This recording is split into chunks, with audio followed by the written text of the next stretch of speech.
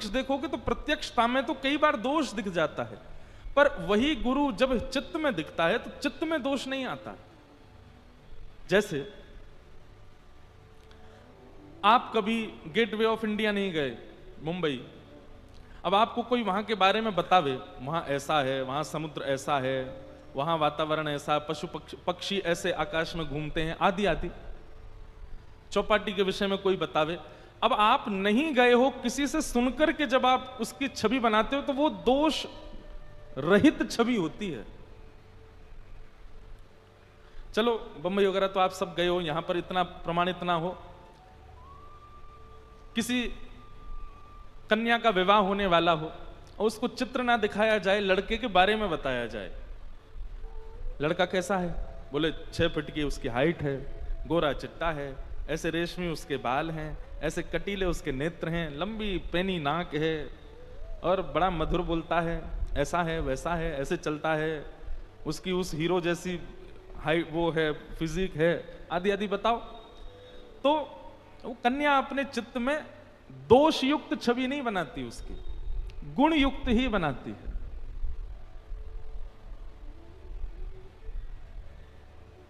दोष कब दिखता है? जब ब्याह हो जाता है।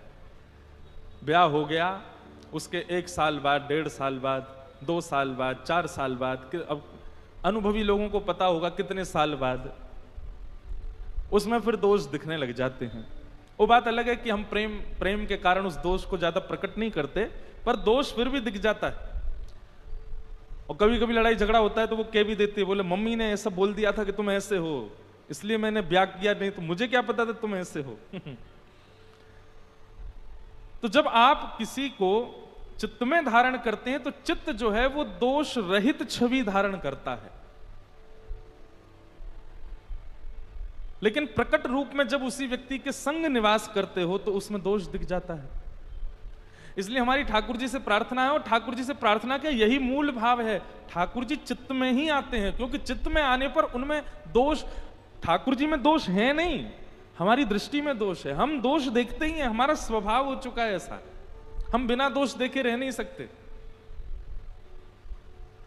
तो कहीं प्रत्यक्ष ठाकुर जी में दोष दिख जाए, इसलिए ठाकुर जी चित्त में ही विराजमान रहते हैं। आज ही एक माता जी मुझसे बोली, आप इतनी कथा करते हो, आपने भगवान तो देखे होंगे। मैंने कहा मैया देखो, ठाकुर जी प्रत्यक्ष दिखें ऐसी कामना नहीं होती, तो है, पर कब की होती है? बोले जब प्राण निकलने वाले हो ना, उससे पहले ठाकुर जी एक क्षण दिख जाना, बाकी तब तक क्या करना, आप केवल चित्त में ही अनुभव कराते रहना, क्योंकि आप में दोष नहीं है नाथ, पर मेरी दृष्टि बिना दोष देखे रहती नहीं है, मुझे मेरी अपनी दृष्टि पर विश्वास नहीं। तो श्री कृष्ण का प्रादुर्भाव, ये जन्माष्टमी उत्सव, ये नंद उत्सव हमारे चित्त में ही होता है। इसलिए श्रीमद् भागवत में लिखा, नंदस्त्वात्मज उत्पन्ने जाता ह्लादो महामनाः। ठाकुर जी के प्रकट होते ही गोकुल में क्या होने लगा? बोले समस्त ब्रजवासियों के चित्त को परम सुख की अनुभूति होने लगी, परम आनंद आने लगा सबको। और यही होता है, ठाकुर जी के आने पर सुख मिलता है, आनंद मिलता है। फिर अव्यवस्था हमको विचलित नहीं करती, फिर दुनिया का कोई और प्रपंच हमको विचलित नहीं करता। बस उस समय ऐसा लगता है ये सदा ऐसे ही बैठे रहें, हम इनका दर्शन करते रहें। ये अनुभव, ये अनुभूति अद्भुत है।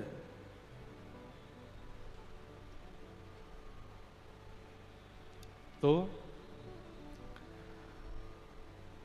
ठाकुर जी का प्रादुर्भाव हुआ और सबको ऐसी अनुभूति होने लगी, सबको ऐसा अनुभव होने लगा कि हम सबके लाला हुए है।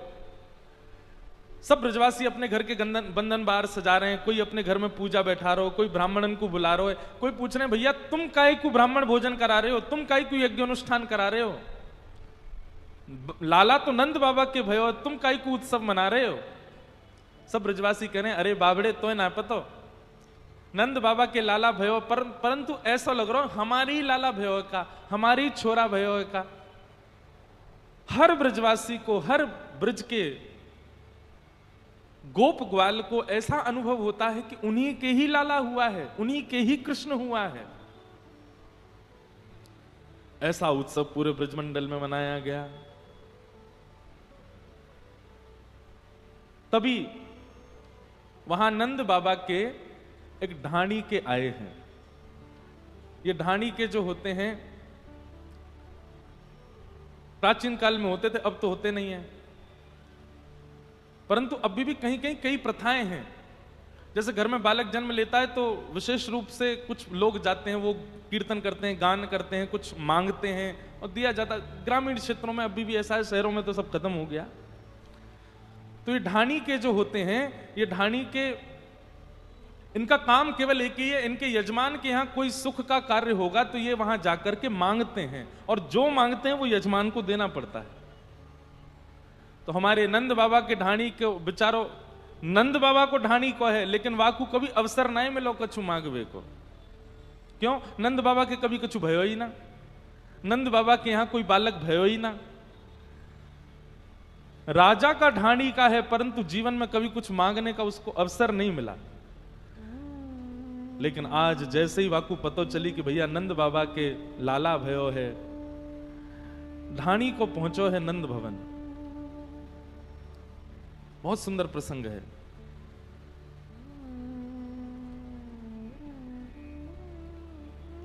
तानपुरा कम करो, इसमें से हटाओ तानपुरा।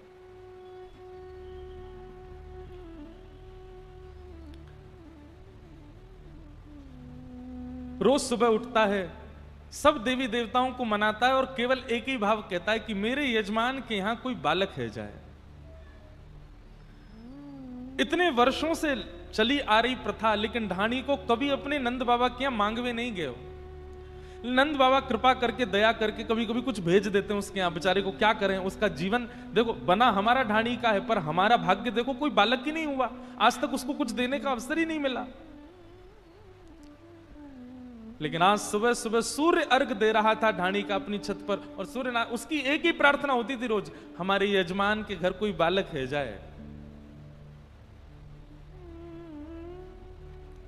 आज जैसे सूर्य अर्घ देकर के नीचे उतरा, इतने में ही आस पड़ोस के लोग दौड़े दौड़े आए और आकर के बोले, अरे ढाणी के तेरे भाग्य खुल गए।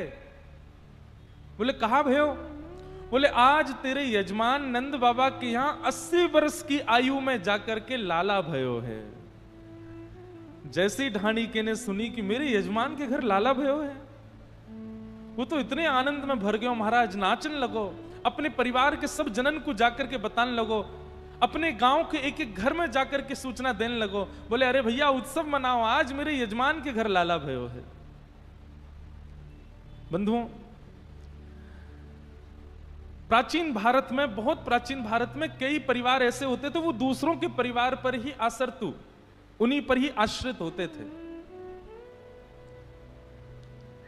जब दूसरे के परिवार में कोई सुख होता था, उत्सव होता था, तब उनके परिवार में आनंद आता था। ऐसे कई परिवार होते थे, हमने भी अपने बाल्यकाल तक ऐसी रीति देखी है। अब सब लोग इंडिपेंडेंट हो गए हैं, अब सब लोग अपना अपना कार्य करते हैं, कोई किसी पर डिपेंडेंट नहीं है, अच्छी बात है। पर विश्वास, उस समय का मंजर देखो, जब एक परिवार दूसरे के परिवार पर ही आसक्त है और दूसरे के परिवार के सुख की कामना एक पूरा परिवार करता है बेवजह कि उनका परिवार सुखी हो तो हमारा परिवार होगा। आज ढाणी के को जब पता चली कि महाराज नंद बाबा के लाला भयो है, वो ढाणी का जैसे ही गोकुल पहुंचा, अच्छा गोकुल में जो कोई भी आ रहा है, नंद बाबा उसी को ही दान दे रहे हैं, उसी को हृदय से लगा रहे हैं, उसी को ही बधाई दे रहे हैं। पर जैसे इतनी भीड़ में वो दिखाई दिया जो नंद बाबा की तरह प्रतीक्षा कर रहा था 80 वर्ष से, नंद बाबा पूरी भीड़ हटा करके दौड़ करके गए और जाकर के बाद ढाणी के को हृदय से लगाए। बोले अरे भैया, मैं तेरे हृदय की वेदना समझ सकूं, जितनी प्रतीक्षा मैंने करी है वहां से कई गुना तेने प्रतीक्षा करी कि मेरे घर लाला है जाए। अरे ढाणी के, आज तो को अवसर मिलो है, 80 वर्ष के बाद मिलो है, पीछे मत हट जाइयो, चूक मत जाइयो, आज मांग ले, तू जो मांगेगो सो दूंगा मैं तुमको। महाराज पूरा गोकुल सब लोग वहीं बैठ गए, बीच में केवल नंद बाबा खड़े हैं, उनके मुनीम जी खड़े हैं और सामने ढाणी का खड़ा है। और नंद बाबा कह रहे हैं, बोले मुनीम जी आज ढाणी को जो बोलेगो वो देंगे, या को 80 वर्ष की प्रतीक्षा है या की? बहुत सावधानी से सुनियो भैया। अब देखो, भक्ति, ज्ञान, वैराग्य, ये तीनों कल विश्राम हो गए। अब तो प्रेम की चर्चा चलेगी, और प्रेम की चर्चा में ज्ञान वैराग्य से ज्यादा ध्यान की आवश्यकता है, इसलिए बहुत ध्यान से सुनना। ये ब्रजवासीन की चर्चा है भैया। ये ब्रजवासी ठाकुर जी को प्राणों से भी ज्यादा प्यारे हैं। ब्रजवासियों, देखो, आपको भजन करने के लिए, भक्ति करने के लिए, ठाकुर जी को रिझाने के लिए बहुत सारे उपाय मैं बता दूंगा, लेकिन ठाकुर जी के प्रिय यदि बनना हो तो ब्रजवासियों की तरह बन जाओ। ब्रजवासी बड़े भोले होते हैं, ब्रजवासी बड़े सीधे होते हैं। और एक बात कहूं, ठाकुर जी के प्रिय बनने के लिए सबसे श्रेष्ठ गुण जो हमारे अंदर होना चाहिए वो क्या है? भोंदू बन जाओ। जितने ज्यादा भोंदू रहोगे उतने ठाकुर जी को प्रिय रहोगे, और जितनी ज्यादा चतुराई उतनी ठाकुर जी से दूरी। सीधे रहो, सहज रहो। कई बार बंधुओं, जानते हुए भी नजरअंदाज किया करो, कई बार जानते हुए भी सहज हो जाया करो, कई बार जानते हुए भी ना समझ जैसे रहा करो। हर जगह निपुण होना आवश्यक नहीं है। सर्वगुण संपन्न होना अच्छी बात है संसार के लिए, पर ठाकुर जी के लिए नहीं। ठाकुर जी के लिए तो थोड़े ने अल्हड़ से रहो, थोड़े ने क्रैक रहो। सहज रहो। ढाणी को सामने खड़ो है और नंद बाबा कह रहे हैं, बोले आज पीछे मत हटियो, मांग ले, तू जो मांगेगो सो मैं तो को दूंगो। ढाणी को मांग रहे हो है। ब्रज भाषा का पद है। हमारी मैया आज आई नहीं कथा में, उन्हीं की आज्ञा थी कि बोले ढाणी के का प्रसंग सुनना। टीवी पे सुन रही होंगे, उन्हीं का भाव था, बोले महाराज जी ढाणी का प्रसंग सुनाना। वो ढाणी का बोल रहा है। हमारे ब्रज में अगर ये कथा हो और ये गाए ना तो वहां के लोग तो रो जाते हैं, इतना प्यारा प्रसंग है। 80 वर्ष बाद आज पहली बार मांगने आयो है और कह रहे है, मेरे मन आनंद भयो, ब्रजराज ही याचन आयो, अपने अपने मन को मतो, कह परिवार सुना। हे नंद बाबा, आज आपके घर लाला भयो है और या लाला हेवे की खुशी के कारण जैसे ही मैं आने लगो, मेरे परिवार के सब लोगों ने आशीर्वाद भेजो है लाला के काजे, और सबने अपने अपने आशीर्वाद के बदले कहा बधाई चाहिए ये भी बतायो है। नंद बाबा बोले जल्दी बता, कौन कौन ने कहा मांगो, सबको देंगे हम। अच्छा एक बात कहूं बंधु, लिख लीजिएगा, ठाकुर जी जीवन में आएंगे, मैं कहा करता हूं कथाओं में, भगवान जब जीवन में आ जाएंगे तो आपकी स्थिति क्या होगी? सबसे पहला, आप संग्रह की स्थिति से निकल जाओगे। आप जितना होगा ना बांटोगे, लुटाओगे, दोगे, कुछ नहीं है तो भी दोगे। हमारे वृंदावन के कई संतों का ऐसा नियम है, वो सूर्यास्त से पहले पहले खाली कर देते हैं, अपनी जेब हो, अपना कमरा हो, कुछ नहीं रखते अपने पास। और ये बहुत बड़ी बात है। नहीं तो आज के युग में अपने आप से किसी वस्तु को बड़ी सहजता से किसी को दे देना, ये सबके बस की बात नहीं होती। पर ठाकुर जी जीवन में आएंगे तो सबसे पहला गुण आपका ये आएगा कि आप संग्रह नहीं करोगे, आप लुटाओगे, आप बांटोगे, आप दे दोगे। किसी ने गलती से कह दिया तुम्हारा यार लॉकेट बहुत बड़ी, अच्छा इधर आ, ये ले। अब ऐसा नहीं कि वो बहुत प्रिय है तो ही दिया, नहीं, कोई मांग ले, ऐसी स्थिति हो जाती है। प्रिय को तो हर कोई दे देता है, पर अपरिचित को भी दे दोगे। ऐसे कई लोग देखे मैंने अपने जीवन में, और जब ऐसे लोगों को देखते हैं ना तो लगता है कि ठाकुर जी मिल गए इनको। और केवल वस्तु की बात नहीं, उनके हृदय में भी जो है, उनकी बुद्धि में भी जो है, उनके पास जो ज्ञान है, जो प्रेम है, वो बांट देते हैं सबको। ठाकुर जी जीवन में आते हैं तो लुटाने की स्थिति हो जाती है, बांटने की स्थिति हो जाती है, संग्रह की स्थिति नहीं रहती। नंद बाबा कह रहे हैं मांग, कहा चाहिए? बोले बाबा मैं आपके घर जैसे ही आने लगे हो, इतने में ही मेरो बड़ो भैया आयो, और बड़े भैया ने आकर के कही नंद बाबा के लाला भयो है, मेरी तरफ से आशीर्वाद दे के आइयो भैया, और मेरे काजे बधाई में कहा लेके आएगो? बोले बताओ कहा लाऊं? तो मेरे भैया ने कछु मांगो है बाबा ने, सुन लियो। नंद बाबा बोले बताओ। सब ब्रजवासी, लाखों ब्रजवासी बैठे हैं, सब सुन रहे हैं और नंद बाबा बांट रहे हैं। तब ढाणी के को बोले तेरो तात कहो समझाए राय सो जाए शीशा दीजे और 200 भैंस दूध मन मन की मेरे काजे लीजे। मेरी तरफ से नंद बाबा के लाला को आशीर्वाद दे के आई और भैया बदले में बधाई में 200 भैंस लेके आई हो। और कैसी भैंस? बोले एक भैंस के नीचे कम से कम 1 मन दूध होना चाहिए, ऐसी 200 भैंस। नंद बाबा बोले अरे एक बात बता, ये तेरो बड़ो भैया जो है काया की उम्र कितनी है? बोले बाबा मैं 90 वर्ष को है गयो और मेरा सबसे बड़ा भैया जो है वो 150 वर्ष को है अभी। बोले 150 वर्ष को तेरो भैया 200 भैंसन के दूध में का नहावेगो, कहा करेगो इतनी भैंसन को? और भैया हम सबरे ब्रजवासी, हमारे यहाँ भैंस भैंस कछुना, हम तो देसी गैया रखे अपने यहाँ। और उस काल में तो विदेशी गैया होती नहीं थी, एक ही गैया होती। बोले हम तो गैया रखे, भैंस भैंस हमारे यहाँ ना है। बाबा मैं तो बस बता रहा हूं, मेरे बड़े भैया ने कहा मांगो। मुनीम जी अबे 200 भैंस जहां भी मिले मंगवा के इनके भैया को दो, ये कह रहे हैं तो इनको प्रदान करो। और ऐसी वैसी भैंस नहीं, 1-1 मन दूध एक भैंस दे, ऐसी भैंस। आज के अब मुझे तो पता नहीं है कितने की आएगी, क्यों 1 मन दूध देने वाली भैंस कितने की आएगी आज? 3-3.5 लाख रुपए की आएगी। ये गांव में ही रहते हैं ना पंडित जी, इनको पता रहती है, ग्वारियां ही हैं। इतनी महंगी आएगी आज भी अगर लेने जाएंगे तो। ऐसी 200 भैंस नंद बाबा बोले मुनीम जी मंगवा करके दो। और बता भैया और तो को कहा चाहिए? बोले मैं बड़े भैया की बात मान करके आने लगो। इतने में ही मेरे मजले भैया कहा, बोले तापा छे आछे समझाए इनके जेठे भैया वाके काजे दीजो बाबा सुभग 700 गैया।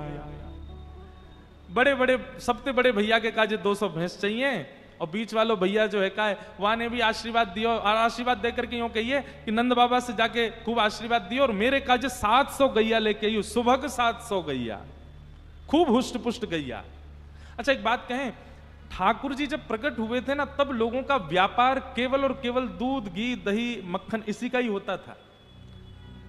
मतलब गाय ही संपत्ति थी मानव की, उसी से ही सबके घर चलते थे और विशेष रूप से वैश्यों के। 700 गैया। नंद बाबा बोले हाँ जे तेने हमारे बस की बात कही। हाँ भैया मुनीम जी लिख लो 700 गैया, 200 भैंस 700 गैया।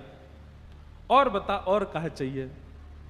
आहा दोनों भैया की बात मान के आने लगो। इतने में ही मेरे 2 बेटा और हैं, उनके काजे और कछु चाहिए। बोले हाँ हाँ बता।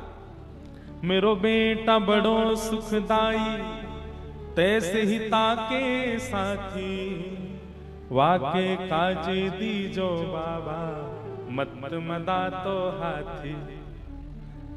मेरो बड़ो बेटा बड़ो सुखदाई है और वो अपने सब सखान के साथ पूरे नगर में हल्ला करेगो कि भैया बधाई हो, नंद बाबा के लाला भयो है। मुंह से आके बोलने लगो मैं सबको बधाई दे के आऊंगा। मैंने की जा दिया? बोले ऐसे ना जाऊंगा, पहले नंद बाबा से मेरे काजे मतवारो हाथी लेके आओ, वह हाथी पे बैठ के अपने सखान के संग तब सब जगह बधाई दूंगो। नंद बाबा बोले भैया जाके काजे हाथी मंगवाओ, जाके छुरा के काजे हाथी। अब देखो कैसे उदार मना नंद बाबा। नंद बाबा ये नहीं कह रहे हैं कि भैया लाला भयो है, मेरे यहां कोई लक्ष्मी ना भैया जो तू मांगे ही जा रहा है। लेकिन नंद बाबा के हृदय में किंचित भी ये भाव नहीं, जो मांगेगो सो देंगे। ये कृष्ण आने की स्थिति ऐसी ही होगी। ठाकुर जी आएंगे तो ऐसे ही हो जाओगे, ठाकुर जी आएंगे तो यही स्थिति बनेगी। देंगे एक मतवारो हाथी देंगे। और बताओ और क्या चाहिए? बोले छोटो सुत चंचल अति मेरो लाड़ चाब को जोड़ा वाके काजे दीजो बाबा 10 है राशि घोड़ा। बड़े बेटा के काजे हाथी, छोटे बेटा के काजे 10 घोड़ा और हैरासी घोड़ा मतलब बढ़िया तंदुरुस्त घोड़ा। कोई सामान्य वस्तु नहीं मांग रहा है। नंद बाबा बोले देंगे। और बता और कहा चाहिए? अब जैसे ही नंद बाबा कहें देंगे, सब ब्रजवासी के नेत्र सजल जाएं। जय हो, धन्य है हमारे नंद बाबा, धन्य है ये लाला जो नंद बाबा के यहां जन्मों है। कैसा उदार मन है नंद बाबा को। बंधु घर में जब कोई बालक जन्म ले, दान पुण्य ये सब खूब करना चाहिए, उस बालक की प्रसन्नता के लिए, उस बालक के उज्जवल भविष्य के लिए खूब करो, उस बालक के स्पर्श करा करके करो।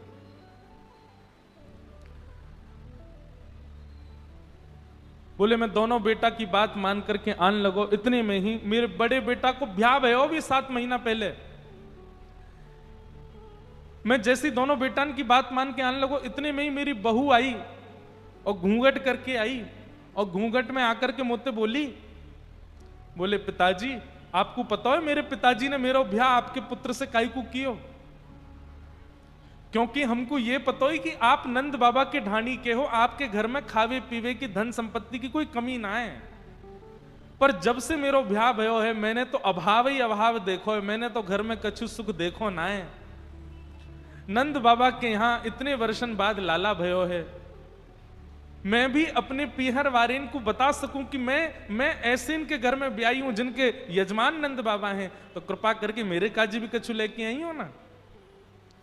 मैंने अपनी बहू से कही, अरे बहू तू बता ना तू को कहां लेके आऊं? बोले मेरी तरफ से लाला को आशीर्वाद दे के आई हूं, और बेटा बधू लाज तज मोसो घूंघट मुख दे बोली। कहा चाहिए? बोले नख सिख सो गहनों सब ले हो तीहर से ती चोली। पैर के अंगूठे से लेकर के सिर तक जितने गहने होते हैं माताओं के, सबरे गहने चाहिए मुझे। नंद बाबा के लाला की हैवे की खुशी में ये बधाई चाहिए मुझे। आहा। नंद बाबा बोले मुनीम जी तुरंत सुनार को भेजो और ये ढाणी के घर भेज के कहो बहू के सब सामग्री जैसे वो कहेगी, जैसी आकृति बताएगी, जहां जहां के आभूषण कहेगी सब बनवाओ और बनवा करके या को दान में दो। ढाणी का बार बार रुक जाता है, अपने नेत्रों के आंसू पोंछता, बस बाबा अब इतने ही है। बोले नहीं नहीं नहीं, सही सही बताओ और कौन कौन है घर में, और कौन कौन ने कहा मांगो है? बोले मैं अपने दोनों बेटान की बात बता दी, दोनों भैयान की बात बता दी, अपनी बहू की बात बता दी, एक मेरी छोटी बेटी और है। अच्छा वाने कहा मांगो, वाके बारे में बता। ढाणी के को बोले बेटी एक लाडली मेरी चलत आए भाई ठाड़ी। और कहा बोली, बोले भैयान के काजी ये सब लेके आ रहे हो, भाभी के काजी भी लेके आ रहे हो, ताऊ जी चाचा के काजी भी सब, मेरे काजी कछु ना लाओगे? मैंने की अरे लाली तू बता ना। बोले मोको कछु चाहिए नहीं, मैं तो जाऊंगी और नंद बाबा के लाला को अपनी गोद में खिलाऊंगी। अरे मैंने की लाली तू चल दे मेरे साथ। बोले ऐसे ना है, जाऊंगी। तो कैसे जाएगी? सहित कहार पाल की ले हो सोजो भरियो गाड़ी। आप अभी जाओ और नंद बाबा से कहो सुंदर 4 कहारन के संग सुंदर दिव्य दिव्य रत्नन से जड़ी भई एक पालकी बनवा करके वो भेजें, वहां में बैठ करके जाऊंगी, लाला को खिला के आऊंगी और फिर पालकी और कहार सब संगी ले आऊंगी। नंद बाबा के नेत्र सजल है, अरे तेरी लाली तो मेरी लाली है। मुनीम जी सुंदर एक पालकी बनवाओ, सुंदर वहां में रत्न जड़वाइयों और 4 कहार हमेशा के लिए वही लाली के काजे पालकी की सेवा में रहेंगे, भिजवा दो ढाणी के यहां। जब ये बात सुनी सब ब्रजवासी खड़े हो गए, जय जयकार करने लगे। हाथी दीने घोड़ा दीने और दीनी पालकी, हाथी दीने घोड़ा दीने और दीनी पालकी, हाथी दीने घोड़ा दीने और दीनी पालकी,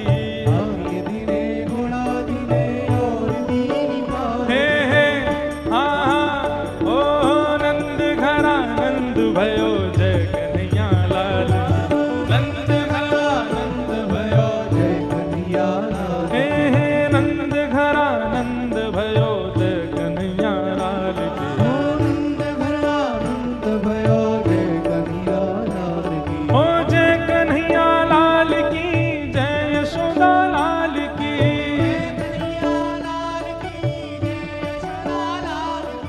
जय कन्हैया लाल की, यशोदा लाल की, कन्हैया लाल की, यशोदा लाल की, हे गिरधर गोपाल की, जय कन्हैया लाल की, गिरधर गोपाल की, जय कन्हैया लाल, हे हा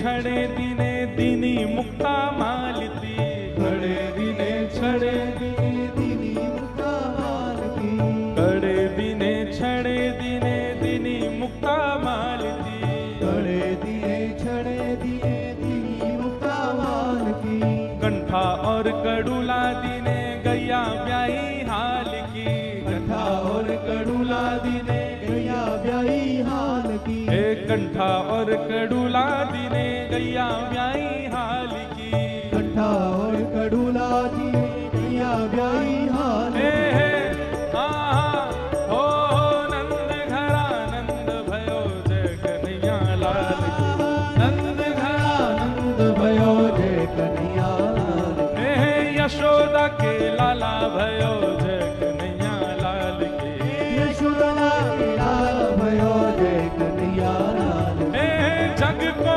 प्रतिपाल भयो जय कन्हैया लाल की, जग को प्रतिपाल भयो जय कन्हैया लाल की, हे हम सबको नाथ भयो जय कन्हैया लाल की, हम सबको नाथ भयो जय कन्हैया लाल हे की, हे हाँ हाँ ओ नंद घरा नंद भयो जय कन्हैया लाल की, नंद घरा नंद भयो जय कन्हैया लाल हे की, हे नंद घरा नंद भयो जय कन्हैया लाल की, ओ नंद घरा नंद भयो जय कन्हैया लाल हे की, हे नंद घरा नंद भयो जय कन्हैया लाल की, नंद घरा नंद भयो जय बोल नंद के लाला बधाई हो, भाई विराज जाओ। महाराज ब्रजवासी सब गान लगे, नाचन लगे, नंद बाबा भी नाचन लगे। इतने में ही नंद बाबा ने सबको ऐसे ही बैठायो जैसे मैंने आपको बैठायो। नंद बाबा बोले अरे ढाड़ी के सब है गए तेरे, 2 भैया 2 बेटा, एक बहू एक बेटी, सब है गए और तो कोई ना बचो तेरे घर में। ढाणी के को बोला हाँ बाबा अब सब है गए, बस यही है और कछु ना है। इतने में ही यशोदा मैया भीतर से निकल करके आई, बोले ना है अभी या की मैया रह गई है। नंदबा बोले अरे ढाणी के तू 80 वर्ष को, तेरो बड़ो भैया 150 वर्ष को, तेरी मैया अब बैठी है। अब ये तो द्वापर युग की बात, द्वापर में तो लोगों की आयु 1000 वर्ष की होती है। ढाणी को बोला हाँ मेरी मैया है। और नंदरानी यशोदा बोली मैया ना, या की बहू भी तो रह गई है, या की पत्नी, अभी 2 लोग रह गए, पहले इनकी बता। बड़े संकोच में ढाणी को आगे हो और बोलो मैं जैसे ही आगे आने लगे हो, इतने में ही माता कहो दही धर आगे, सुन बेटा मेरी सीख, ऐसो दान मांगियो नंद सो, हम बहुर न मांगे भीख। मेरी मैया ने आकर के मेरा हाथ पकड़ लिया और बोली 80 बरस बाद नंद बाबा के यहां लाला भयो है, ऐसो दान मांग के आइयो, ऐसो दान मांग के आइयो, ऐसो दान मांग के आइयो, हम बहुरी ना मांगे भीख, हमको फिर कभी भीख ना मांगनी पड़े। नंद बाबा बोले अरे हम देंगे भैया, जो तेने मांगो हम सब देंगे। नंद रानी यशोदा बोली हाँ अब तू बता तेरी घरवारी ने कहा मांगो है, सबसे विशेष तो वही है, वहां ने कहा मांगो, वाकी बता। घरवारी को नाम सुनते ही ढाणी को रोने लगो और रोते रोते नीचे बैठ गए हो। बोले वाने जो मांगो है मैया वो तो कोई ने ना मांगो और ना कोई मांग सके। यशोदा मैया बोली मैं जानू वाने कछु विशेष मांगो होगो तभी पूछ रही हूं। दे गए।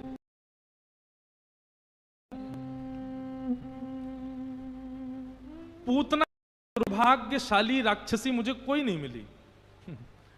वैसे तो दुर्भाग्यशाली सारे ही राक्षस हैं, पर कभी कभी इनके सौभाग्य का अनुभव होता है कि कितना सौभाग्य ठाकुर जी से सामने से खड़े होकर मिलते हैं, भले ही बैर भाव से सही। पर पूतना जैसा दुर्भाग्य किसी का नहीं रहा। बहुत ध्यान से सुनना। पूतना ऐसा रूप बना करके गई कि सब उसकी ओर आकृष्ट हो गए। जैसे ही पूतना ने नंद भवन में प्रवेश किया, यशोदा मैया भी पूतना के ऊपर आकृष्ट हो गई। इतनी सुंदर पूतना। ये मानव का स्वभाव है कि वो व्यक्ति के बाह्य आवरण से उसके हृदय को परखने की कोशिश करता है। ये सबसे बड़ी भूल है हमारी।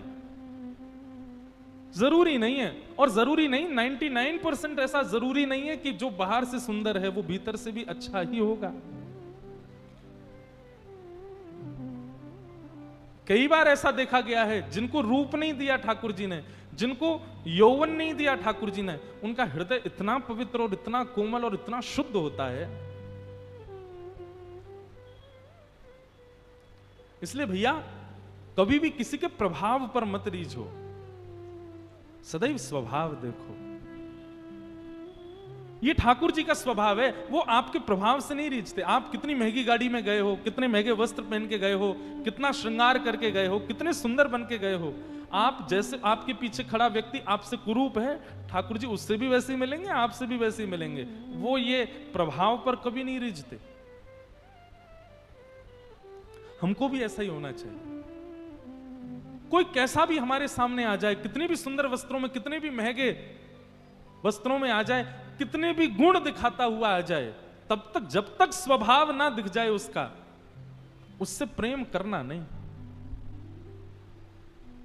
प्रेम करने का मतलब प्रीति सबसे करो, पर हृदय में स्थान उसी को दो जिसका स्वभाव मधुर हो। पूतना सबको अपनी ओर आकृष्ट करती हुई पहुंच गई, ऐसी सुंदर बनकर के गई है कि यशोदा मैया के मन में भाव आने लगा, अरे विधाता तेने बहुत बुरा कियो मेरे संग, मेरो लाला कछु वर्ष पहले जन्म ले लेता तो यही तो ब्याह कराती अपने लाला को, इतनी सुंदर। आओ आओ आओ, अरे बहन पहली बार देखी हो, कहां की हो तुम? पूतना ने की, पास के गांव की हूं, मैं कहीं आऊं जाऊं ना हूं, मेरी सास मुंह को कहीं जान ना दे, लेकिन आपके लाला को यश सुनकर के मुंह से रहे हो नहीं गए उसको, तो मैं तो चली आई। अरे आओ आओ बैठा जाओ। और यशोदा मैया ने बिना कुछ विचार किए ठाकुर जी को उसकी गोद में दे दिया। पूतना ने अपनी गोद में लाल जी को ले लिया। थोड़ी देर चर्चा होने लगी। यशोदा मैया किसी कार्य से इतना विश्वास कर लिया पूतना के ऊपर, क्यों? क्योंकि स्वरूप सुंदर है, क्योंकि वस्त्र अच्छे पहने हैं। भगवान की बहुत बड़ी दया, ठाकुर जी का ऐसा स्वभाव नहीं है। हम लोग इसीलिए पछताते हैं, हम लोग इसीलिए धोखा खाते हैं अपने जीवन में, क्योंकि हम उस व्यक्ति से प्रभावित हो जाते हैं जिसका स्वरूप और वस्त्र सुंदर हो, या उसका बाह्य प्रभाव ऐसा हो जो हमको अपनी ओर आकृष्ट कर ले। प्रभाव नहीं, स्वभाव देखो। मैंने दुर्भाग्यशाली क्यों कहा पूतना को? पूतना से सब रीझ गए, पूतना के प्रति सब आकृष्ट हो गए, पर वही पूतना जब त्रिलोकीनाथ, जगत नियंता, जगदाधार, जिनकी एक दृष्टि पड़ जाए तो हमारा जीवन सफल हो जाए, ऐसी राक्षसी पूतना उन त्रिलोकीनाथ को जब अपनी गोद में लेती है, तो भगवान नेत्र तो बंद कर ही लेते हैं, ऊपर से हाथ और धर लेते हैं, कहीं इसकी छाया भी मुझको ना दिख जाए। बस यही अंतर समझना है। लोक रंजन की भावना यदि हम रखते हैं तो यह बात निश्चित है कि ठाकुर जी नहीं रीझ सकते। लोक रंजन मतलब संसार को रिझाने की भावना, उसके लिए नहीं। और जो ठाकुर जी को रिझाने की भावना रखता है ना, उसके किसी भी अंग से, किसी भी भाव से, किसी भी व्यवहार से यह नहीं दिख सकता कि वो लोक रंजन की स्थिति में है। और जिसके चित्त में किंचित भी लोक रंजन की भावना है ना, मतलब ये मुझसे रीझ जाए, मुझसे ठाकुर जी नहीं रीझेंगे, लिख लीजिएगा। चाहे वो रूप से कर रहा हो, चाहे वो स्वभाव से कर रहा, चाहे वो रूप से कर रहा हो, चाहे वो अपने वस्त्रों से, चाहे वो अपने गुणों से, किसी से भी किसी अन्य को रिझाने की भावना रखोगे, ठाकुर जी नहीं रीझ सकते आपसे। तानसेन बहुत अच्छा गाते थे, उनकी गायकी इतनी बढ़िया थी कि सब जगह भीड़ चलती थी तानसेन के पीछे। जैसे अब तानसेन के समय में गाड़ी तो थी नहीं, लेकिन तानसेन बैलगाड़ी में चलते या घोड़ा गाड़ी में चलते तो पीछे भीड़ दौड़ती थी उनके। तानसेन का नाम आज तक है, तो उस समय में तो होगा ही। तो तानसेन एक बार गोवर्धन आए, और गोवर्धन में आकर के जब श्रीनाथ जी के मंदिर में पहुंचे तो गोसाई जी से उन्होंने प्रार्थना की कि मैं गवैया हूं, आपके ठाकुर जी गीत बहुत सुनते हैं, तो मैं कुछ सेवा करना चाहता हूं ठाकुर जी के सामने। करो। तानसेन ने सामने बैठ, महाराज मंदिर चारों तरफ भीड़ ने घेर लिया, तानसेन गा रहा है, और तानसेन की बैठने की व्यवस्था, तानसेन के पेटी आदि रखने की व्यवस्था, तानसेन के ग्रंथ आदि जो भी वो पद गाता था वो सब उठा के रखने की व्यवस्था दी गई थी श्रीनाथ जी के गवैया श्री कुंभन दास जी को, जो श्रीनाथ जी के आगे रोज ही गाते थे।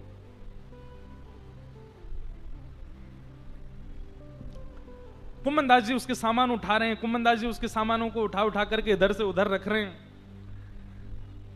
तानसेन को भी लगा ये कोई ऐसा ही कोई सेवक होगा। तानसेन ने जैसे ही गाना प्रारंभ किया, आहा, खूब सुंदर गाया, लेकिन जैसे ही उसका गायन पूर्ण हुआ, गोसाई जी जो श्रीनाथ जी की सेवा में रहते थे कुछ भेंट देने के लिए भीतर से लाए। और क्या भेंट लेकर के आए? एक बढ़िया सुंदर महंगा वाला रेशमी कपड़ा, और उस रेशमी कपड़े में भीतर कुछ रख करके और तानसेन को भेंट दी। तानसेन ने जैसे रेशमी कपड़ा देखा, तानसेन को लगा कोई बहुत बहुमूल्य वस्तु होगी इसके अंदर। कपड़ा खोल करके देखा तो उसमें फूटी कौड़ी थी। तानसेन को तो बड़ी अपनी आत्मग्लानि सी लगी। उसने गोसाई जी से कहा, बोले जय जय, आपने ये मुझे क्या दिया? फूटी कौड़ी रेशमी कपड़े में लपेट करके। मैं आपका भाव समझा नहीं। तो गोसाई जी बोले कि तुम्हारी जो गायकी है ना, वो बाहर से तुम्हारी गायकी जो है वो प्रभाव वाली, मतलब संसार को रिझाने वाली गायकी है तुम्हारी, इसलिए बाह्य गायकी तुम्हारी अच्छी है, इसलिए मैंने रेशमी कपड़ा बाहर रखा। लेकिन ठाकुर जी को रिझाने के लिए बाह्य गायकी नहीं, हृदय की गायकी चाहिए, और उसमें तुम फूटी कौड़ी के समान हो। समझ में आई बात? तुम्हारी गायकी बाहर के लोगों को रिझा सकती है, ठाकुर जी को नहीं रिझा पाएगी। इसलिए दोनों स्थितियां, बाहर की गायकी है इसलिए रेशमी कपड़ा बाहर है, लेकिन ठाकुर जी को रिझाने के लिए हृदय की गायकी चाहिए, उसके लिए तुम फूटी कौड़ी के समान हो, इसलिए भीतर फूटी कौड़ी है। विश्वास मान लीजिएगा, जो व्यक्ति एक बार भी लोक रंजन में चला गया ठाकुर जी को नहीं रिझा पाएगा, और तब ही रिझा पाएगा जब वो लोक रंजन से बच जाएगा। आज गोस्वामी जी महाराज की मानस जी, तुलसीदास जी की लिखी हुई रामचरितमानस इतनी प्रसिद्ध क्यों है, सबको इतनी प्रिय क्यों है? उन्होंने लोक रंजन के लिए नहीं लिखा। गोस्वामी जी स्पष्ट कहते हैं, स्वांत सुखाए तुलसी रघुनाथ गाथा। मैंने किसी को रिझाने के लिए नहीं, अपने तन को, अपने चित्त को प्रसन्न करने के लिए मैं लिख रहा हूं। क्षमा मांगते हुए कहूं, कई लोग मिलने आते हैं तो मुझसे रोज कहते हैं, आज ये वाला भजन गा दीजिएगा, आज ये वाला कुछ सुना दीजिएगा, पर मैं यहां कुछ सोच करके नहीं बैठता कि मैं ये गाऊं। और अगर मुझसे कोई कह देता है ना ये सुनाइए, तो मेरे मन में ये बात आ जाती है इसको रिझाने के लिए गाना पड़ेगा, तो वो मुझसे फिर होता नहीं। अपने आप भाव आ जाए तो मैं कुछ भी गा दूं, और यही होना चाहिए, लोक रंजन नहीं।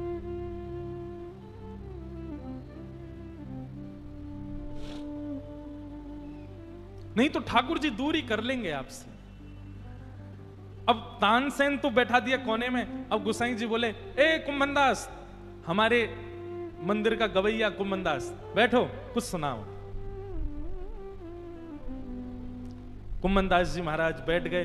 तो तानसेन को लगा ये तो मेरे ग्रंथ उठा रहा था, ये तो आगे पीछे मेरे जल लेके चल रहा था, ये तो मेरा सेवक बना हुआ था इतनी देर से, ये गाएगा? गोसाई जी बोले, सुनो कैसा गाएगा। और कुंभनदास जी महाराज ने ठाकुर जी के नेत्रों में देखा, और नेत्रों में देखने के बाद, ये भैया कुंभनदास जी सामान्य नहीं है।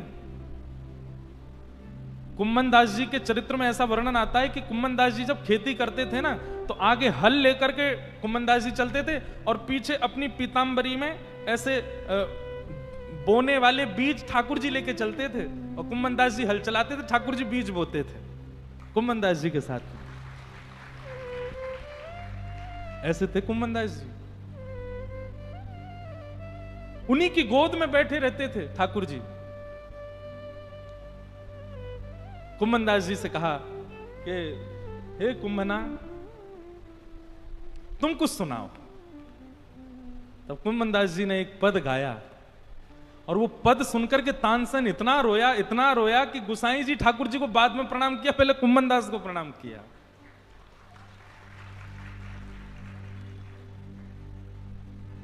कुमनदास जी गा रहे हैं, तू है सखी बड़ भाग बड़ी, नंदलाल तेरे घर आवत है। तू है सखी बड़ भाग बड़ी, नंदलाल तेरे घर आवत है। तू अपनों श्रृंगार करत है, तू अपनों श्रृंगार करत है। ये दर्पण हाथ दिखावत है, ये दर्पण हाथ दिखावत है। तू है सखी बड़ भाग बड़ी, नंदलाल तेरे घर आवत है। तू है सखी बड़ भाग बड़े, नंदलाल सब लोग पीछे दोहरा के गाओ, बहुत सुंदर पद है। आवत है। एक सखी के लिए कुमनदास जी कह रहे हैं, तू कितनी बड़भागी है। पूरा विश्व जिनके यश गाता है, पूरा विश्व जिनके पीछे घूमता है, अरी गोपी वो कन्हैया तेरे घर आमे। निज कर गूथ सुमन के गजरा, निज कर गूथ सुमन के गजरा। ठाकुर जी कह रहे हैं, अरे बड़भागी गोपी वाक्य केशन को लेकर ठाकुर जी वाक्य केश गूथ रहे हैं, और गूथ करके बीच बीच में सुंदर सुंदर गजरा बांध रहे हैं। निज कर गूथ सुमन के गजरा, निज कर गूथ सुमन के गजरा। ये अपने ही हाथ पहरावत है, ये अपने ही हाथ पहरावत है। तू है सखी बड़ भाग बड़ी, नंदलाल तेरे घर आवत है। तू है सखी बड़ भाग बड़े, नंदलाल तेरे घर आवत है। सब कोई इनको यश गावत, सब कोई इनको यश गावत। पर ये तेरो यश गावत है, ये तेरो यश गावत है। तू है सखी बड़ भाग बड़ी, नंदलाल तेरे घर आवत है। तू है सखी बड़ भाग बड़े, नंदलाल तेरे घर आवत है। कुंभन दास लाल गिरधर के, कुंभन दास लाल गिरधर के।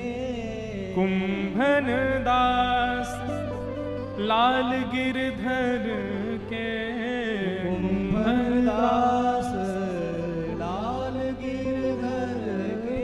ये तो तेरे ही हाथ बिकावत है, ये तो तेरे ही हाथ अरे गोपी बिकावत है। ये गिरधर लाल तोसो इतनो प्रेम करें, ये नंद जी के लाला तोसो इतनो प्रेम करें, अगर तू इनको हाथ पकड़ के कहीं बेच गया ही ना तो ये बिकऊ जाएंगे। ये तोसो इतनो प्रेम करें।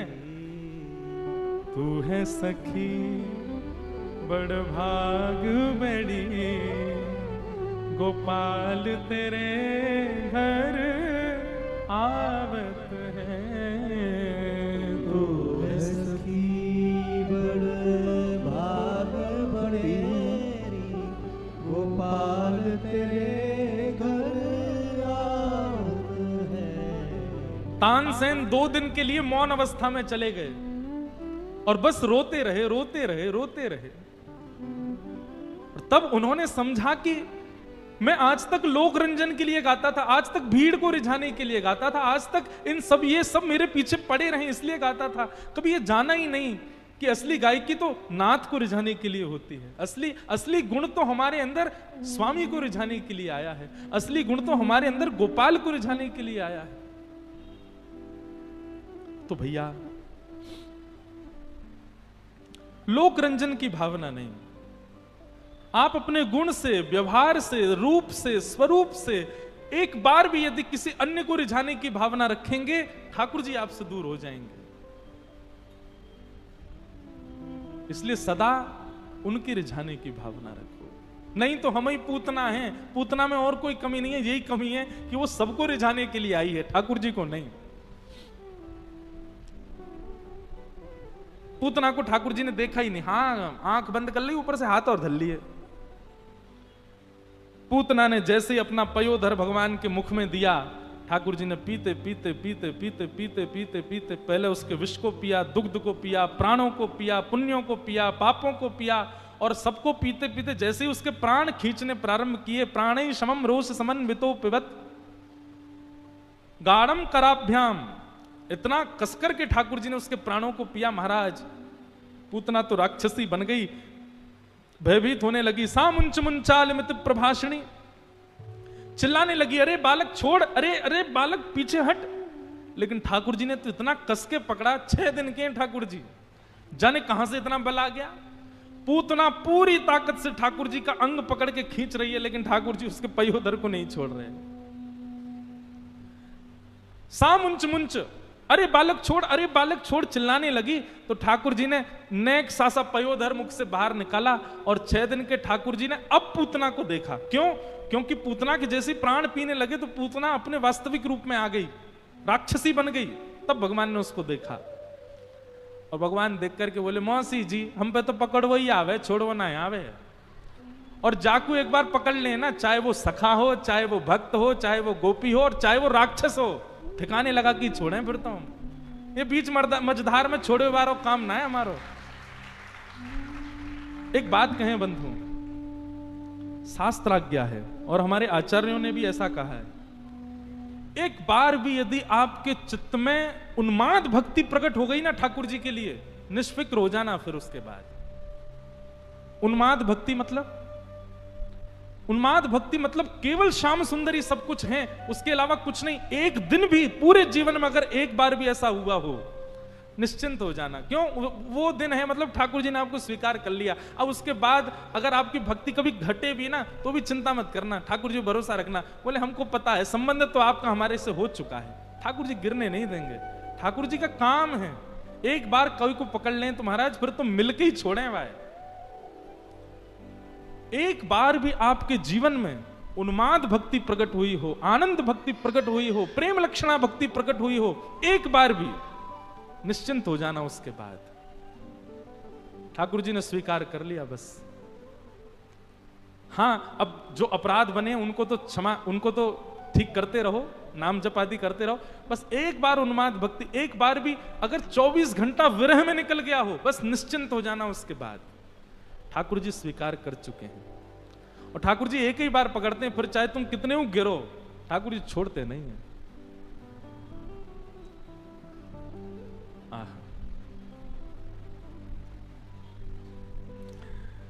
भगवान ने पूतना का वध कर दिया। बोलो पूतना मर्दन भगवान की जय। पूतना का वध किया, और वध करके भगवान ने उसको वो गति प्रदान की जो मैया यशोदा को प्राप्त होनी चाहिए थी।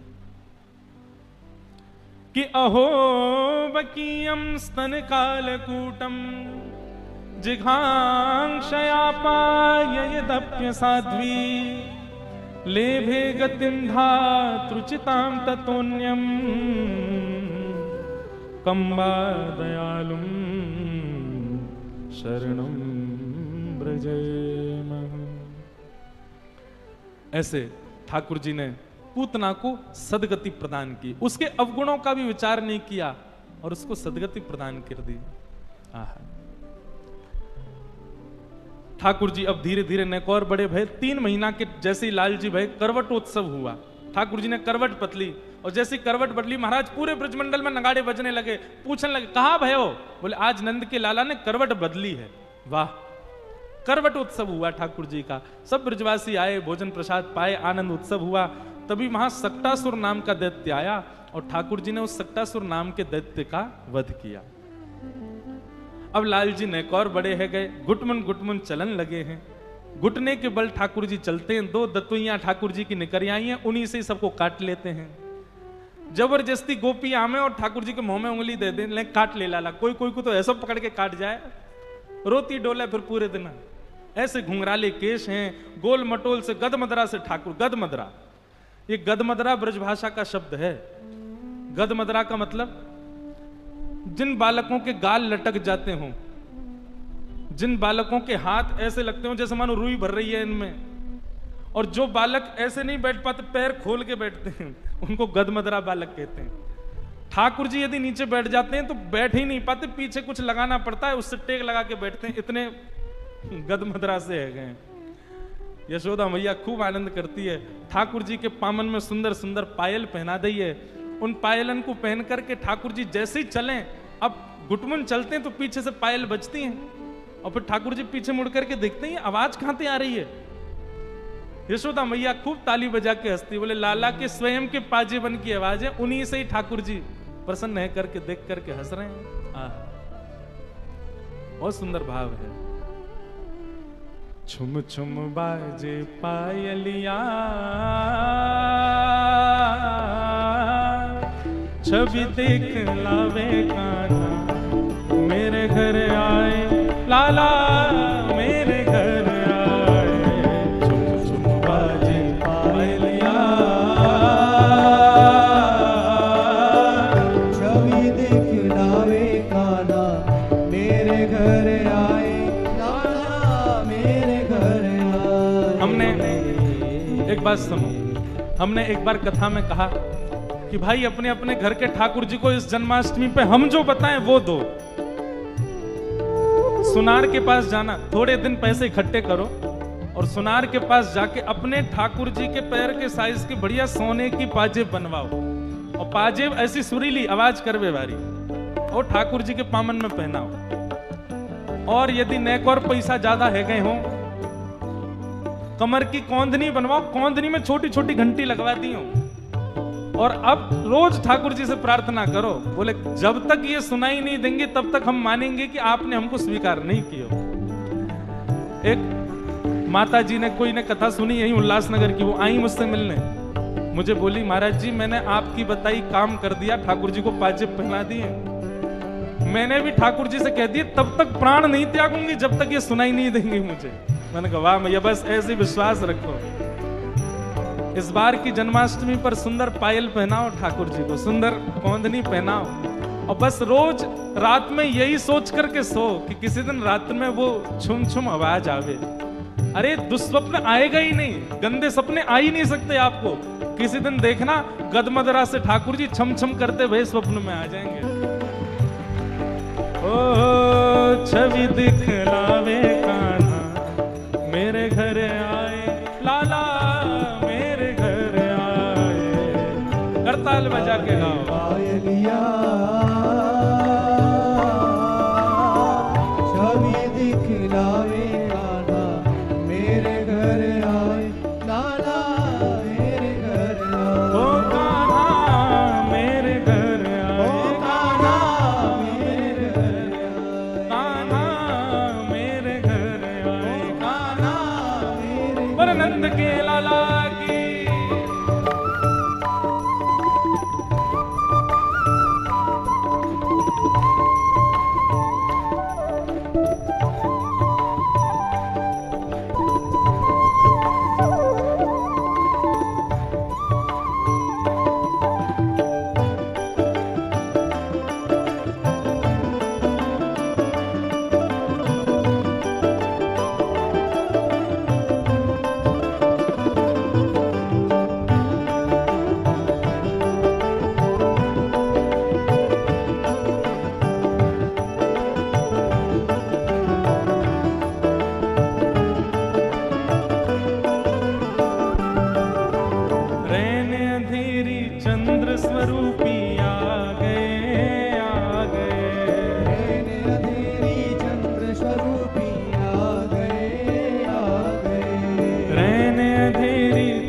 स्वरूपी आ गए, आ गए। नैन अंधेरी चंद्र स्वरूपी आ गए, आ गए। ओ मात यशोदा और गोपिन को भागे, भागे।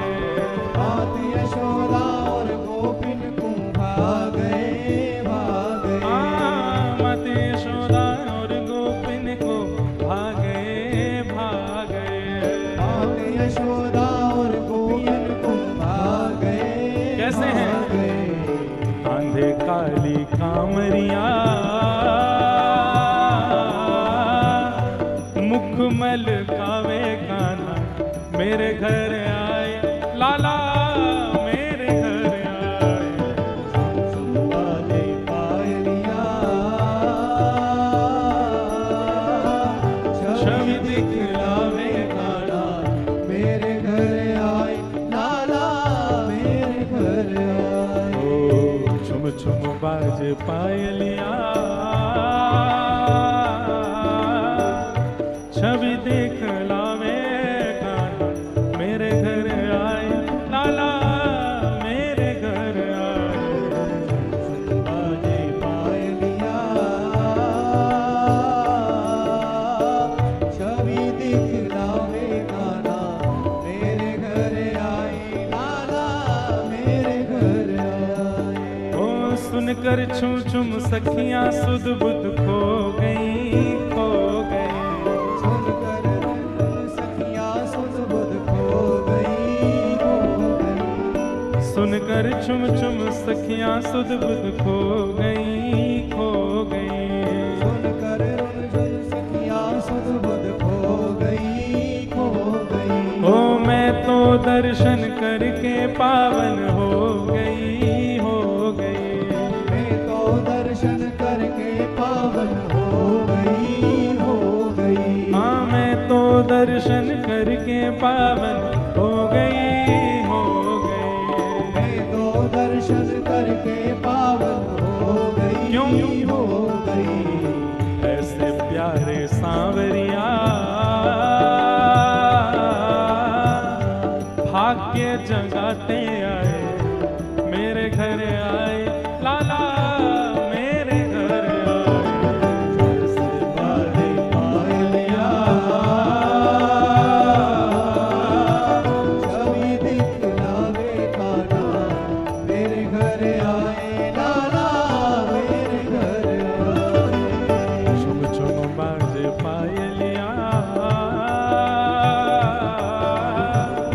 छवि देख लावे कान्हा मेरे घर आए, लाला मेरे घर आए।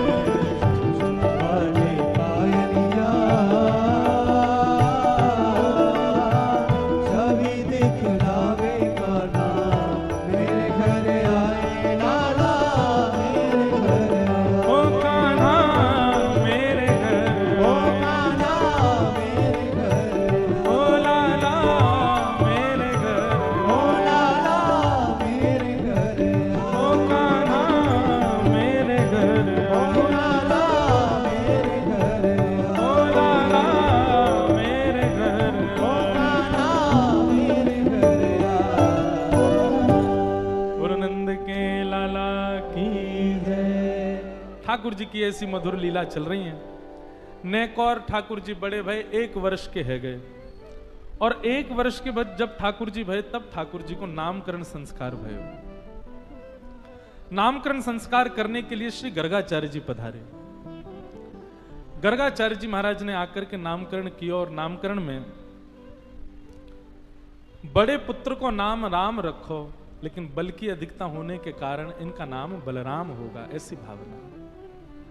और छोटे पुत्र का नाम कि बहुनि संति नामानि रूपाणि च गुणस्यते गुणकर्मानुरूपाणि तान्यहं वेदनो जना। रूप और गुण के हिसाब से आपके इस बालक के बहुत सारे नाम होंगे, परंतु फिर भी हम इस बालक का नाम एक रखने के कारण शुक्ले रक्तस्तथा पीत इदानीं कृष्णतां गतः। कभी ये बालक शुक्ल वर्ण का हुआ, कभी रक्त वर्ण का हुआ, कभी श्वेत वर्ण का हुआ, अभी ये श्याम वर्ण का है, इसलिए इसका नाम हम कृष्ण रखते हैं। बोलो बाल कृष्ण लाल की। ठाकुर जी का नाम कृष्ण रखा गया। कृष्ण। अब तो यशोदा मैया ने बहुत सारे नाम धर दिए ठाकुर जी के, कान्हा, कन्हैया, कनुआ, ये सब मैया के द्वारा रखे गए लाला के नाम हैं। मैया लाल जी को इन्हीं नामों से पुकारती है। और ठाकुर जी अब धीरे धीरे धीरे धीरे ऊधमन में निपुण है रहे हैं। दुनिया के बालक जैसे जैसे बड़े होते हैं, समझदार होते हैं, हमारे ठाकुर जी जैसे जैसे बड़े है रहे हैं, वैसे वैसे ऊधमी बनते जा रहे हैं।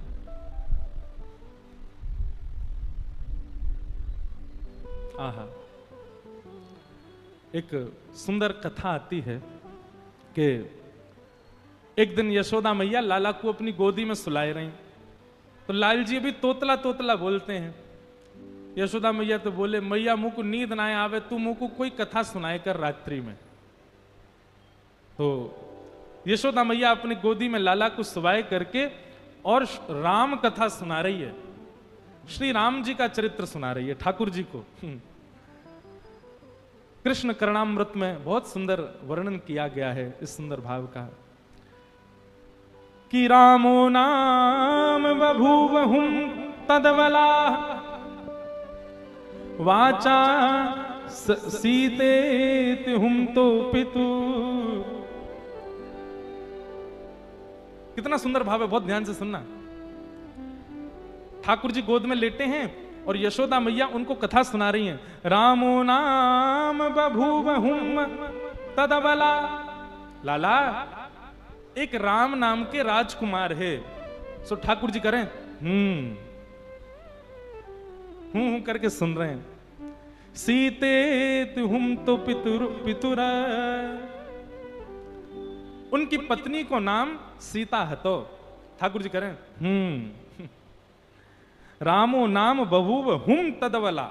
ठाकुर जी हुंकार भर करके स्वीकार करते हैं मैया की कथा को। वाचा पंचवटी विहरतः। ठाकुर जी कहें बोले, पिता की आज्ञा मान करके इनको वन में जानो पड़ो। अपनी पत्नी के साथ एक दिन पंचवटी पे घूम रहे थे।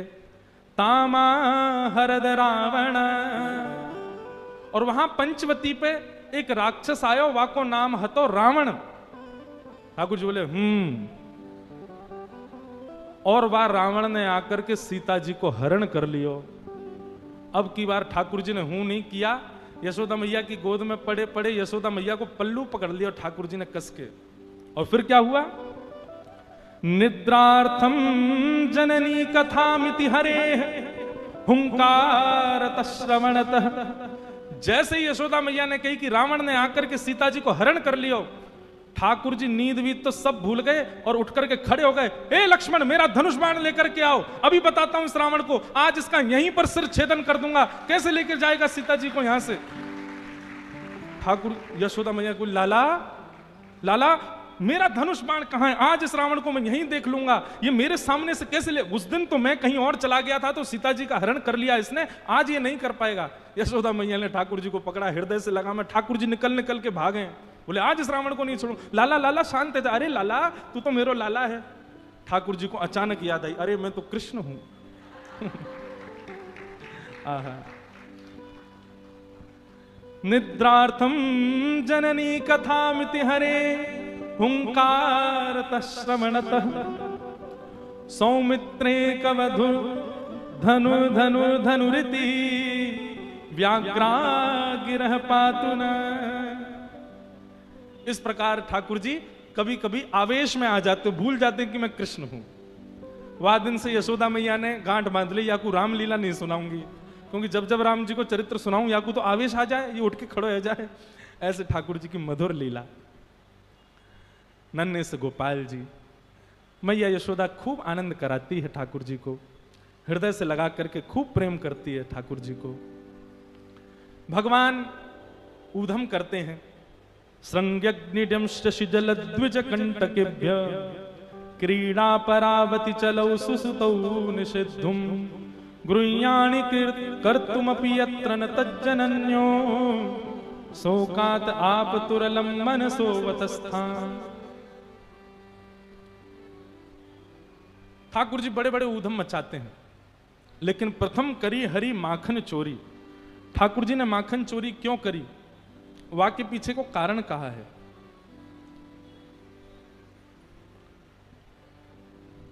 अब हमारा मन तो होता है कि हम विस्तार से एक एक लीला कह दें, पर समय इतनी जोर से भागता है।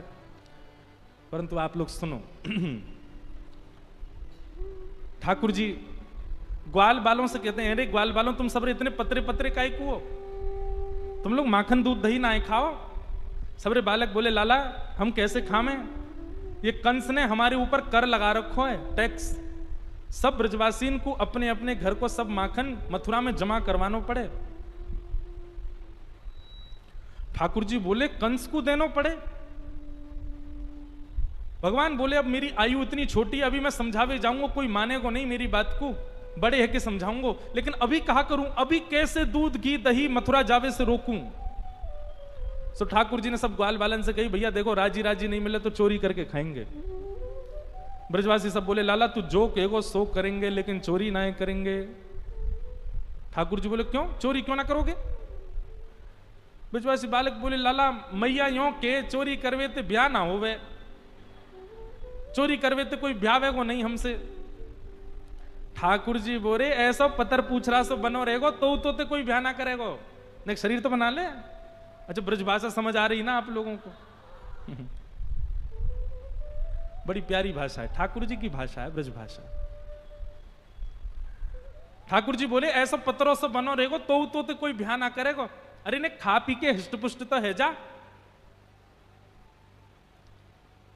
ठाकुर जी बोले ना करोगे चोरी। ग्वाल बाल बोले ना लाला तू जो कहेगो सब करेंगे, चोरी ना करेंगे। ठाकुर जी बोले तो ठीक है, तो फिर आज से आप लोग अलग खेलो और मैं और दाऊ दादा हम अलग खेलेंगे, हमारी आपकी मंडली अलग। बालक सबरे बोले लाला तू जो कहेगो सब करेंगे, अपने से दूर जावे की बात मत कर, तू बता कैसे करना कहा करना हमें बता हम करेंगे। और ठाकुर जी ने सब ग्वाल बालों के संग मिलकर के गोपियों के यहां चोरी करना प्रारंभ किया। बंधुओं अब देखो ये दोनों तरफ से ताली बज रही है, एक तरफ से नहीं। ठाकुर जी चोरी करते हैं तो जैसे ही गोपी को पता चलती है आज उसके यहां चोरी हुई, तो गोपी को चिंता होती है क्यों मेरा मक्खन बढ़िया नहीं था, मेरे यहां क्यों नहीं करी। वो स्वयं भी चाहती है कि मेरे यहां लाल आमे यहां आके चोरी करें, क्योंकि सब गोपियां जानती हैं कि ये श्री कृष्ण कौन है, साक्षात परब्रह्म है। कहीं ना कहीं चित्त में उनके में ये भाव आता है कि कृष्ण परब्रह्म है। गोपियों के यहां जा जा करके ठाकुर जी चोरी करते हैं। आहा, एक गोपी ने दूध में बढ़िया मिश्री डाली और मिश्री डाल करके दूध ओटायो, ओटा करके दूध को जमा के दही बना दियो, मिष्टी दही, मीठो दही जमायो। और मीठो दही जमा करके गोपी ने ऐसी जगह रखो कि लाला को मिलेगा ही नहीं। कहां रखो, मटकी रख करके, और वाके ऊपर सुंदर एक बैठवे को मूढ़ा रख के वापस स्वयं बैठ गई। ठाकुर जी आ गए। ठाकुर जी आकर बोले और भाभी जी कहा हेरो है। गोपी बोली कछु ना हेरो, लाला तू कैसे आयो यहां पे। ठाकुर जी बोले सुगंधी आ रही है, कहीं पे ऐसा लग रहा है कि चेंटी लगवे वारी है बहुत जल्दी। गोपी बोली लाला मैंने आज मीठो दही रखो है, लेकिन मैं तू को शर्त लगाऊं, यदि तेने ढूंढ लियो तो सबरो तेरो, और यदि तू नहीं ढूंढ पायो तो आज के बाद वचन दे तू मेरे यहां चोरी ना करेगो। ठाकुर जी बोले देख हम ते शर्त मत लगावे। गोपी बोली ना तो ती शर्त लगाऊंगी, यदि तेने ढूंढ लियो तो पूरा दही तेरो, और यदि तू नहीं ढूंढ पायो आज तो आज के बाद मेरे घर चोरी ना करेगो। ठाकुर जी बोले ठीक है लगी। इतने में ही भगवान ने कहा कियो, ग्वाल बाल सब संगे है। अच्छा इतने ट्रेंड हो गए हैं कुछ ही दिनों में कि इशारों से ही समझ जाते हैं सब ग्वाल बाल ठाकुर जी क्या कह रहे हैं। वर्णन करते हैं शुकाचार्य जी, वत्सान मुंचन क्वचित समय क्रोश संजात हास। ठाकुर जी ने सब ग्वाल बालों को इशारा किया। क्या इशारा किया, बोले शाम का समय हो गया है, गैया दोहने का समय हो गया है, बाहर जाओ और गायों के सब बछड़ा बछिया खोल के भाग जाओ, सब दूध बछड़ा बछिया पी जाएंगे, दूध काड़वे को मिलेगा ही ना। इतने में ही ग्वाल बाल दौड़ करके गए और गौशाला में जाके सब बछड़ा बछिया खोल दिए और बछड़ा बछिया अपने अपने मैयान के थनन के मुख में लगा करके और पीन लगे।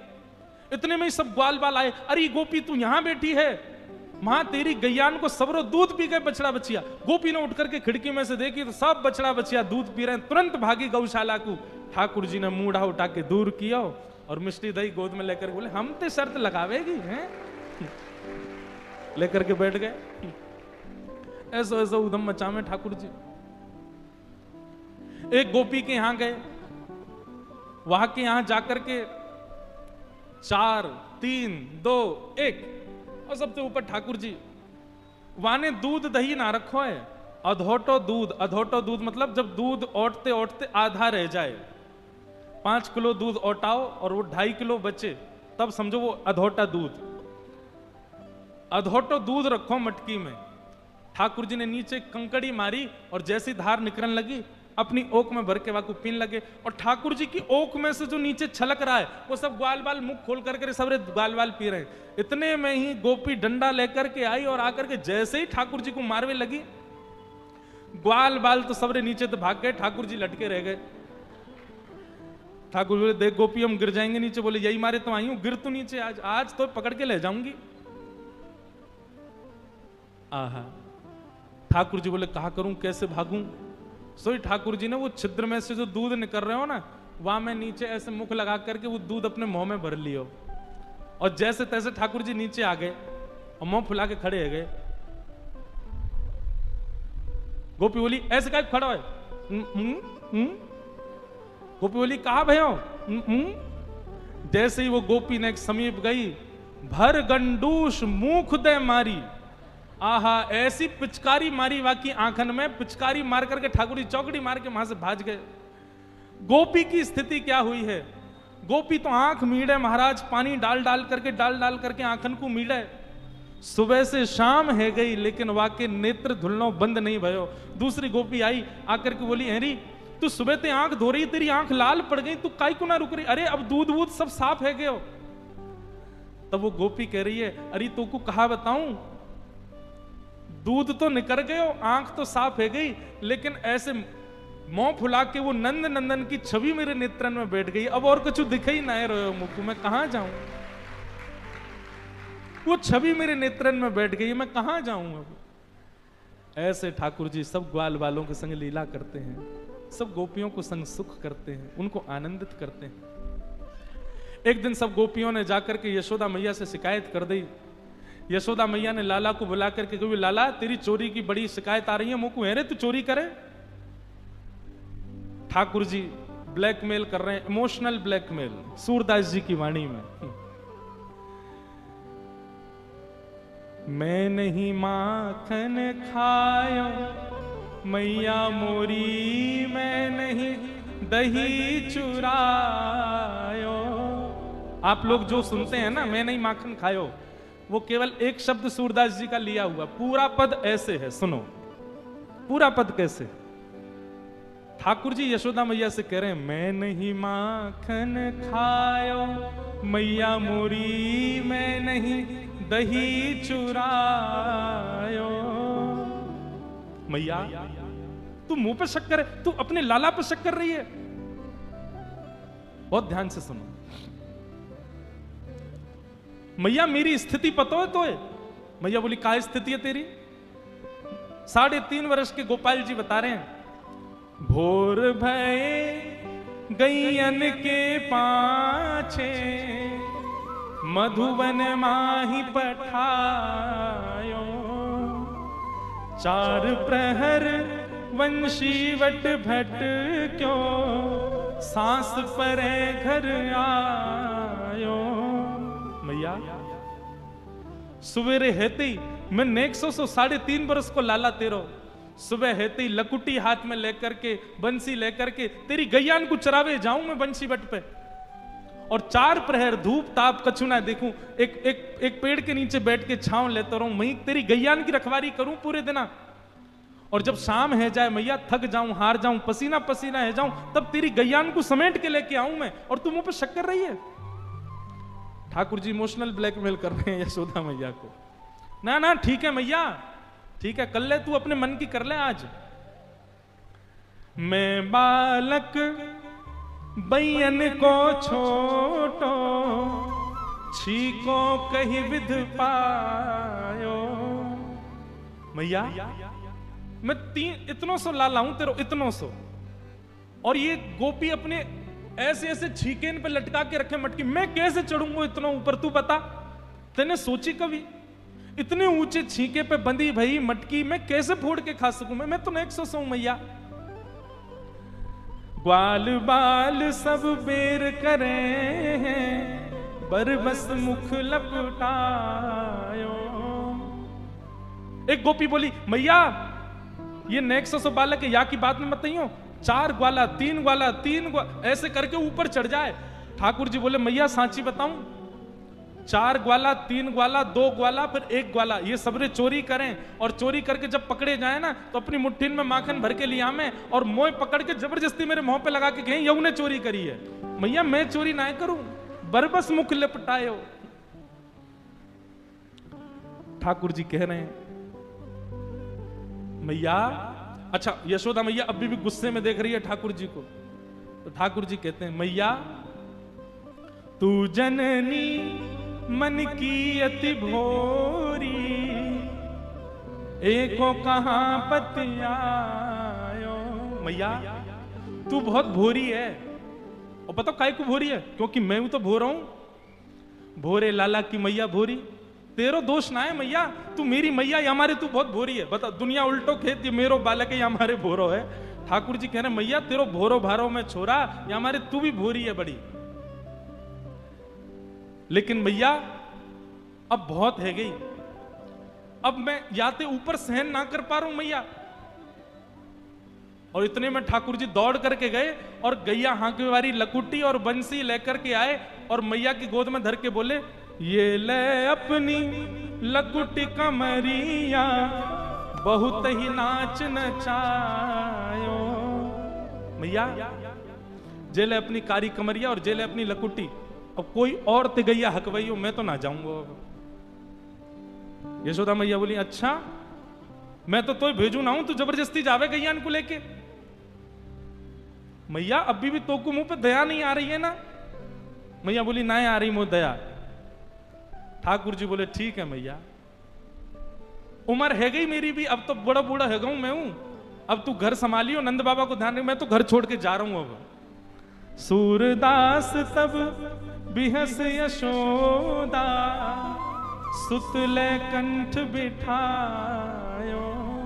और जैसे ही ठाकुर जी कमरिया लकुट देकर के नंद भवन छोड़ के जान लगे, बोले मैया अब दूसरा लाला ढूंढ लियो, मैं तो जा रहा हूं अब छोड़ छाड़ के। रोज चोरी को इल्जाम लगाते मुंह पे, हैं कोई बात ही ना है, मैं आदमी को आदमी ना समझ रहे हैं। मैं 100 लाला, मैं बार बार कह रहा हूं मैंने चोरी ना करी, इन गोपिन की बात न माने, तू मेरी बात ना मान नहीं है। जैसे ही ठाकुर जी घर छोड़ के जान लगे, यशोदा मैया तो घबराहट होने लगी, हाथ पांव फूल गए मैया के, दौड़ करके गई। और सूरदास तब बिहस यशोदा, सुतले कंठ लगायो। और तब यशोदा मैया कह रही हैं ते नहीं माखन खायो, लाला मेरे ते नहीं दही चुरायो। लाला मैंने मान ली, तेने नाय खाया माखन, तेने नाय पियो दही। मैया की गोद में चढ़ गए और मैया से बोले मैया अब एक काम कर। बोले कहा जो छड़ी लेके तू मोकू डरावे वही छड़ी को उठा और भगा इन गोपिन को, यहां पे पीछे पड़ी रहे 24 घंटा मेरे, और सब गोपिन को लेकर के यशोदा मैया भगा रही है। यशोदा मैया के कंठ से लग गए। ठाकुर जी बोले मैया तू को मुंह पे भरोसा है ना, मैं ना करूं चोरी? बोले हाँ लाला मुझको तो पे बहुत भरोसा है। मैया एक बात कहूं, थोड़ी सी तो चोरी करी मैंने, नहीं कहीं करी, ज्यादा ना करी। लाला देख देख तू अब मान गयो ना बात को। बोले मैया लेकिन मैं आज सौगंध खा के अब नहीं करूंगा चोरी। लेकिन मैया वाह के बदले मुंह को कुछ चाहिए। बोले कहा चाहिए? ठाकुर जी कह रहे हैं सौ खाऊं पर घर ना जाऊं मैया, अब ना करूंगो चोरी, अब ना करूंगो चोरी। पर भैया बाग के बदले मोकू कहा देगी? बोले तू जो केगो सो दूंगी। बोले अच्छा तो? पर सांची कह कब लावेगी मो कुतु दुल्हन गोरी। मैया मैं चोरी करनो आज से ही छोड़ दूंगा, पर वाके काजे तो को मेरो ब्याह करानो पड़ेगो। आहा, ब्याह की बात सुन करके तो यशोदा मैया बड़ी खुश है गई। अरे मैया नेक्स्ट सो लाला, अरे लाला तो पे मौत होवा आवे ना, तो को खवावो पिवावो भी मैं करूं और ब्याह करेगो। मैया अब उम्र है गई, अब का बुढ़ापे में ब्याह करेगी मेरो, 3.5 बरस को है गए अब मेरो ब्याह कर दे तू। यशोदा मैया कह रही अच्छा ना कर रही ब्याह तो बता। ठाकुर जी बोले ना करेगी मेरो ब्याह? वो ना करूंगी। वो ठीक है तो मेरो एक सखा मधुमंगल वा को ब्याह है क्या, मैं बाकी बहू ले आऊंगा, मेरे सखा कोई बहू ले आऊंगा मैं, तो तू मत करे मेरो ब्याह। अच्छा मैया बोली लाला एक बात बता, तू ब्याह करेगा बहू कैसी चाहिए तो? ठाकुर जी बता रहे हैं भोरी सी होए सुभग छोटी, सुआ सारी नाक आंख मोटी, और तोते छुपाए मुख घूंघट में मुस्का जाए थोड़ी थोड़ी। मैया सुन ले कैसी बहू चाहिए? बोले बता। बोले छोटी सी होए सुभग छोटी। मैया छोटी सी लियो। मैया बोली इतना बड़ा तू बहू कितनी बड़ी लाऊं? बोले इतनी बड़ी लिया कि मेरे जेब में धर के गैया चरावे चली जाए करे मेरे संग, इतनी सी लिया मैं जेब में धर के ले जाए करूं, और जब मेरा मन करे करे मैं जेब से निकाल के बात कर ले करूं मैया, ऐसी बहू लिया। मैया बोली अच्छा, और आंख बड़ी मोटी मोटी हो, तोता जैसी बाकी नाक हो मैया, और मैया ऐसी हो घूंघट कर करके डोलती रहे पूरे आंगन में, तोते तो मुख ही ना दिखावे तो कुछ छुपा के रहे तो शर्माती रहे, ऐसी बहू लिया। मैया बोली लाला एक बात बता, तो ये सब बतावे कौन है, कौन सिखावे? बोले मेरे गुरु है ना श्री दामा तन सुखा मन सुखा धन, ये सबरे बताते रहे। मैया बोली आज जान दे तेरे सखान ने बताऊंगी मैं। और ठीक है लाला मैं ढूंढूंगी। बोले मैया ढूंढूंगी? मैंने तू को वचन दियो है कि मैं चोरी करना छोड़ दूंगा, लेकिन बाकी बदले मेरो ब्याह करा। मैया बोली तो करा दूंगी। बोले करा दूंगी ना मैया, अभी ब्याह में जाऊंगा मैं तो। मैया एक बात तो ये समझाऊं, मैया मैं ब्याह में जाऊंगा लेकिन मेरी एक बात सुन ले। कहा मैं सबको लेके जाऊंगा, तू भी जावेगी, नंद बाबा जावेगो, और रोहिणी मैया जावेगी, सबरे मेरे ग्वाल बाल पूरे गोकुल को लेके जाएंगे मैया अपने ब्याह में, लेकिन बलदाऊ संग न ले जाऊं मैया, या दाऊ दादा ना लेके जाऊंगा मैं। मैया बोली क्यों? दाऊ दादा तेरो बड़ो भैया बाय काय को ना लेके जाएगा? बोले मैया वो गोरो है, मैं कारो हूं, और कहीं ब्याह करते करते बहू ने दाऊ दादा देख लिया और वहां को मन आ गया, बोले ना या कारे ते ब्याह ना करूंगी, मैं तो गोरे ते करूंगी, मेरा तो ब्याह टूट जाएगा मैया। लेकिन तू फिर भी चाहे कि मैं बलराम को लेके जाऊं, तो मोए गोरो दुल्हा बनाए दी, जो कहूं हंसे ना वहां की छोरी। ऐसे ठाकुर जी की मधुर लीला। यशोदा मैया इतनी आनंदित होती है लाला को हृदय से, लाला तू ऐसी बात मत करे कर, नजर लग जाएगी तो काऊ की। आहा, ठाकुर जी की मधुर लीला है। उन सब मधुर लीलाओं पर सब ब्रजवासी वारी वारी जाते हैं ठाकुर जी के ऊपर। एक दिन ठाकुर जी ने यशोदा मैया की पर सास की जमाने की मटकी फोड़ दी। यशोदा मैया ने ठाकुर जी को पकड़ के ऊखल से बांध दिया।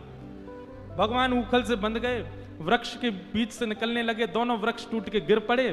कुबेर के पुत्र प्रकट हुए, दोनों ने भगवान की स्तुति गाई, भगवान ने दोनों को मुक्त कर दिया।